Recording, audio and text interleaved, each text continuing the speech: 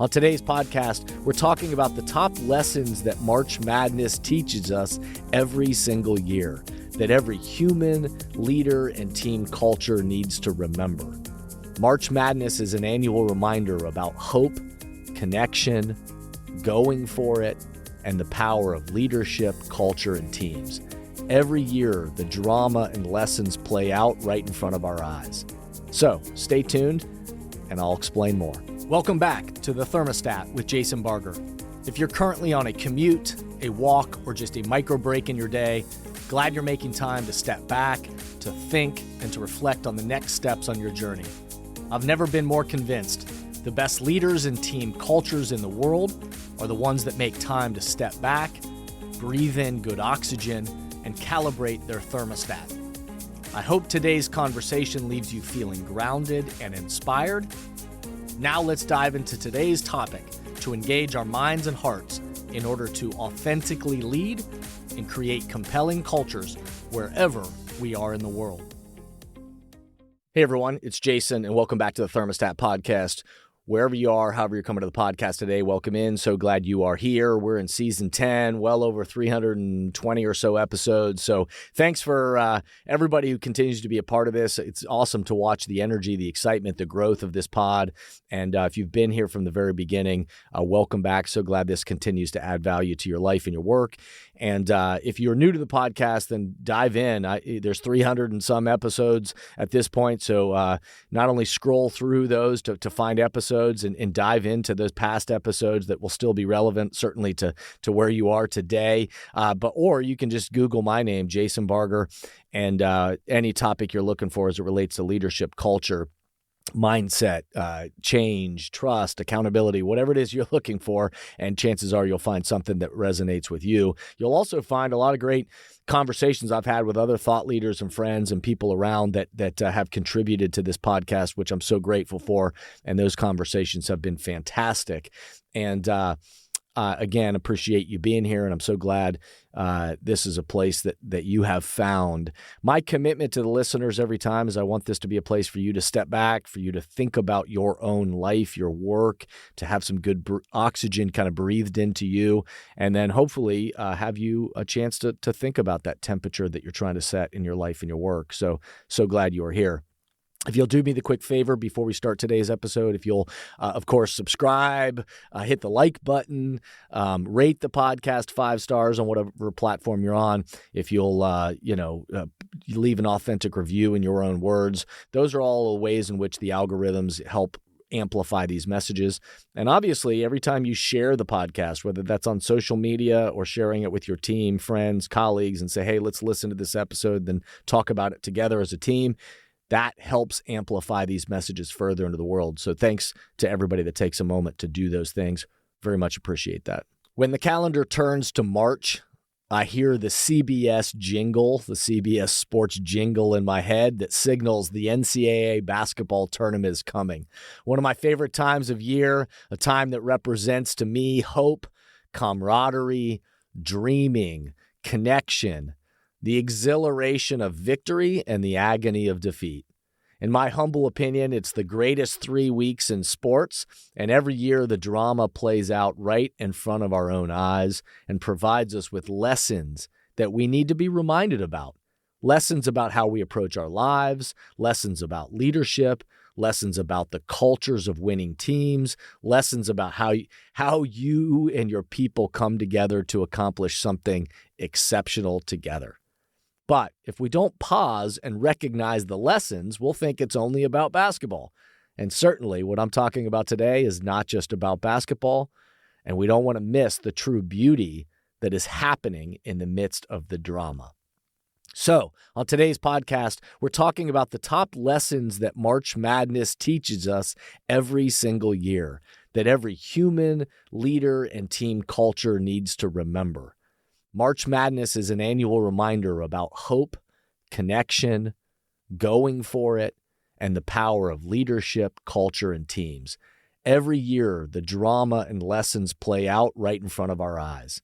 So, stay tuned, and I'll explain more. Let's pause, take a quick break, and we'll be right back. Many teams and organizations right now are realizing that they need to do both. They need to engage the minds and hearts of their people in person, where everyone in the room can experience the energy of congregating together because and find clarity for the road ahead.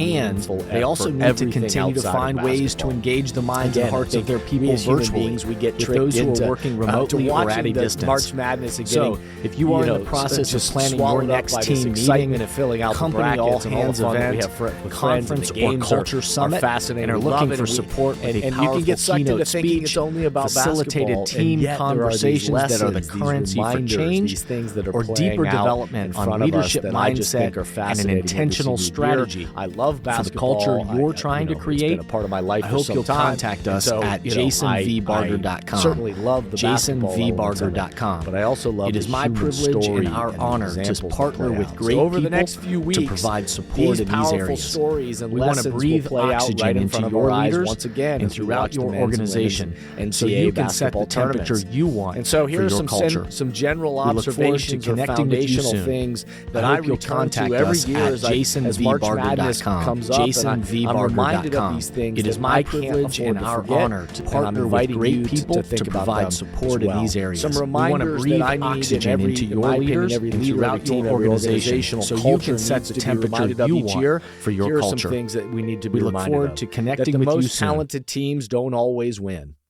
We like to believe that we live in a time where it's only about talent, but the reality is, and there's so much talent in the world, there's so much talent that will be playing in the tournament, but it's not only the most talented teams don't always win. In fact, it's many times we can point to super talented teams that really flame out.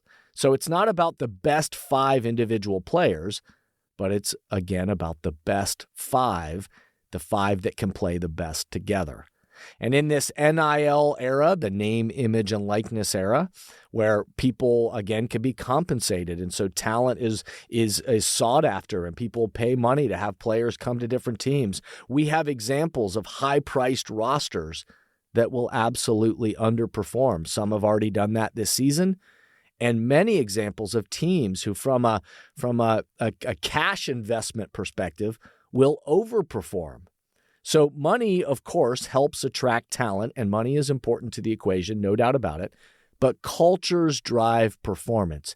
If you want to listen to an interview I did a while back with CBS Sports' Clark Kellogg, we talk about how money and this kind of transactional recruiting of talent and how and developing teams has changed in so many ways, and yet transformational recruiting, in our opinion, my opinion and Clark Kellogg's, is here to stay. And so if you didn't hear that episode, I invite you to go back and, again, search my name, Jason Barger, and Clark Kellogg, and you'll see a great conversation that we had about this stuff.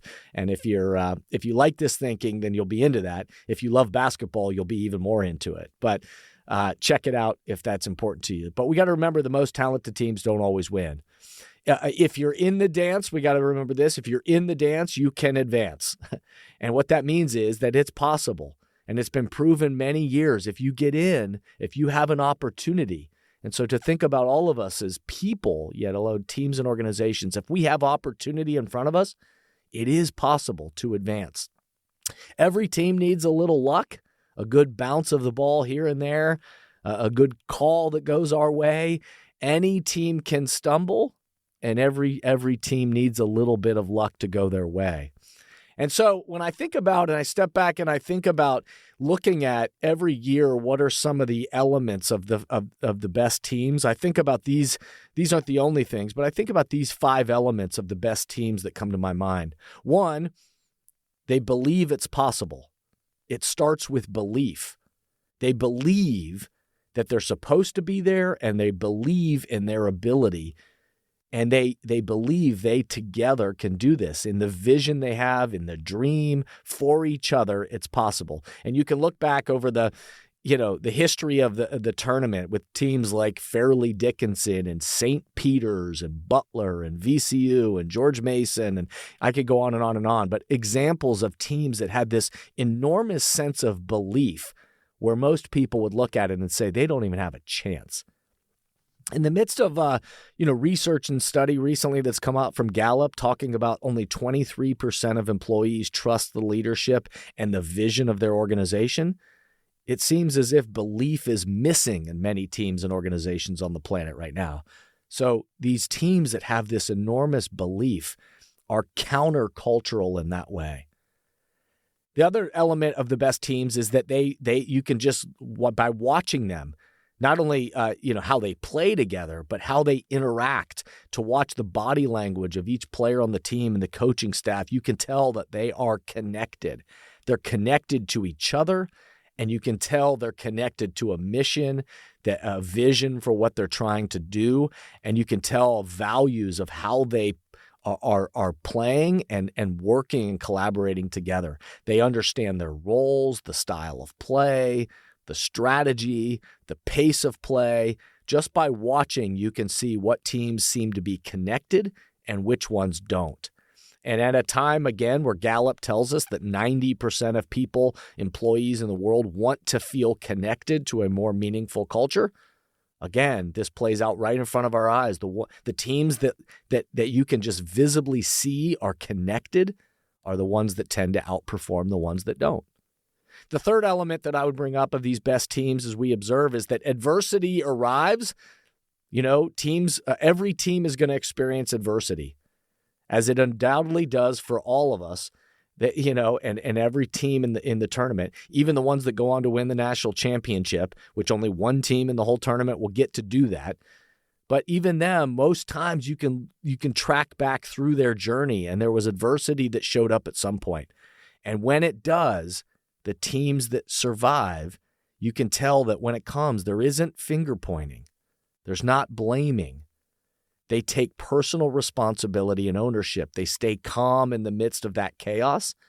And again, we know that it's not all puppy dogs and ice cream. Adversity will show up for all of us in our lives, but you can watch the teams and the leaders and the coaches that own their response, that it's proactive, and you can tell they're ready for that adversity when it's arise because they've trained for it. The fourth thing that you can see is that execution matters. Again, performance matters. The best teams are prepared and have a plan and are able to make adjustments along the way. They're agile, they're adaptable, and they're able to execute together. They're able to take the plan and then put it into action, to look at, and they create habits throughout the year to better execute so that the process leads to the outcomes that they want. And so performance, of course, matters. Execution matters. But is there alignment between the plan and the execution? And then the last the element of the best teams that I would just say that I observe every year is that they lead, which may sound obvious, but they lead. During pressure moments, big or small, the leaders stay focused on their task at hand and how they are committed to working together. They set the temperature for everyone around them. They're grateful for the opportunity. They're honored to get to perform. If you listen to the players and the coaches and the people that are the microphones are thrown in front of their faces, you can see a spirit of gratitude, and that they, from one game to the next, one opportunity to the next, are setting a temperature of bringing out the best in others and what they're trying to accomplish together. So these 5 elements will play out right in front of our faces over the next few weeks in March. All of these 5 elements will be a part of the best teams. And what I'll remind us of is that's true for all of our teams and organizations outside of basketball. Every single one of us has a chance in our teams and organizations to bring about that belief, to work on the connection of our team, to be training and ready for adversity, to understand what does it mean to put together a plan and what does it mean to execute a plan, and then to think about how we show up daily to lead and set that temperature that we're trying to set. I'm recording this podcast, admittedly before even Selection Sunday. So I'm not even able to see the full brackets that they're revealed. And so I can't make picks yet for this year's tournament without seeing the official teams and their seeding. So I'm inviting you to stay in touch with me via social media at Jason V Barger, certainly on Instagram at Jason V Barger. I'll be sharing my thoughts and picks if you're interested at all once the brackets are revealed. And I've been scouting these teams teams all season long. Again, I'm a basketball junkie, so I'll share my thoughts. And what's amazing is even the people, again, back to the conversation I had with Clark Kellogg, people that their job literally is to study this, even the experts. The great thing about March is just because you think you know what's going to happen, that something else will happen. That's why we play the game. So I hope you love this season as much as I do. As always, I'll leave you with some questions to ponder. What do you and your team believe is possible? What are you doing to build connection and get clear on the mission, vision, and values and your strategy? When adversity arrives, are you clear on the temperature you hope to set and how you will execute as leaders? Remember, the best teams remember these things, but also practice these things. They embrace the madness that's coming. I hope you enjoy these next 3 weeks, the best weeks in sport, and I hope that you will continue to step back and look at it and think about the reminders that all of us need for our own lives, for the way that we lead, and for the teams and cultures that we're a part of. If you have any thoughts, feedback, ideas, or if we can be helpful to supporting the leadership development and culture of your organization, I hope you'll track us down through jasonvbarger.com, or shoot us an email, info@jasonvbarger.com. Thanks to everybody out there who rates, reviews, shares, all of the things to help amplify the messages of this podcast. And lastly, I'll just remind us all to step back. Remember, be a thermostat and breathe good oxygen. Thank you for listening to today's podcast, and I hope the messages and questions stimulate positive change along your path.